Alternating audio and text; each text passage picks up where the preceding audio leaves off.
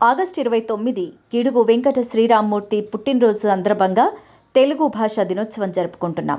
ఈ తెలుగు మాతృభాషా దినోత్సవం జరుపుకోవడానికి కారణం మన అమ్మ నుడి మాతృభాషను కాపాడుకోవాల్సిన ఆవశ్యకతను గురించి తెలుసుకోవడం, తెలియని వారికి తెలియచేయడం కోసమని గ్రహించాలి.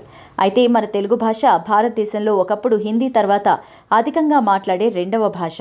అయితే అది ఇప్పుడు 5వ స్థానానికి పడిపోయింది. తెలుగు మాట్లాడేవారు కరువయ్యారు, తెలుగు నేర్చుకునేవారు దూరమయ్యారు. మన తెలుగుని మనం నిర్లక్ష్యం చేస్తున్నాం.